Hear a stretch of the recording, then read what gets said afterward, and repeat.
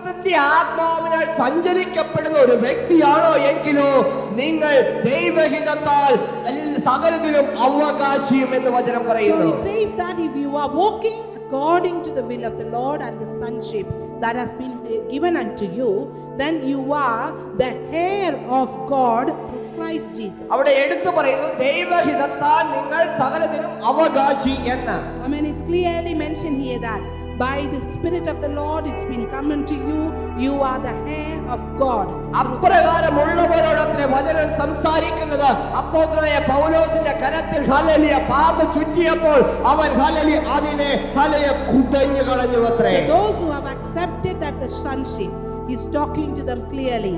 When the things are happening, tribulations, trials, problems and situations arises, you should be acting like Paul, how he has shaken away the snake. ഇവിടെ അത്ര വചനത്തിന്റെ പ്രാധാന്യം കടന്നു വരുന്നത്. This is where the significance of കർത്താവായ യേശുക്രിസ്തു ഈ ലോകത്തിൽ അത്ഭുതങ്ങളും അടയാളങ്ങളാലും സഞ്ചരിച്ചു എന്ന് നമുക്കറിയാം. We know that when Jesus was on this earth, he had done lots of wonders and miracles. എന്നാൽ അവൻ പോകുന്ന സമയത്ത് തന്നെ ശിഷ്യന്മാരോട് ഇപ്രകാരം ഒരു രഹസ്യം പറഞ്ഞുവത്രേ, നിങ്ങൾ ഞാൻ ചെയ്തതിലും അധികം ചെയ്യും എന്ന്. Before he ascended to heaven, he shared a secret with his disciples. You will be doing greater thing than what I had done. അതേന്ന് യേശു ചെയ്തതിലും ഉപരിയായ തലത്തിൽ അവനിൽ വിശ്വസിക്കുന്നവരാൽ സംഭവിക്കും എന്ന് തന്നെ. And he said that greater than what he had done on this earth will be happen through the hands of the people who believe in him. Hallelujah. അങ്ങനെയെങ്കിൽ നിന്റെ ജീവിതത്തിൽ കടന്നു വരുന്ന പാമ്പിനെയും തേളുകളെയും ശത്രുവിനെ സകല ജ്വരത്തെയും ചവിട്ടുവാൻ തക്കവണ്ണം എനിക്കും നിനക്കും കഴിയുക തന്നെ ചെയ്യുമത്രേ.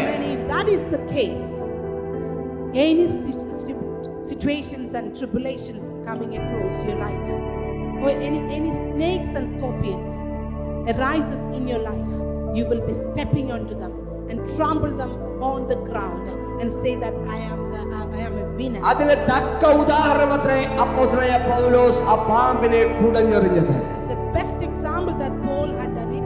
When he was being bitten by the snake, he shaken the snake away.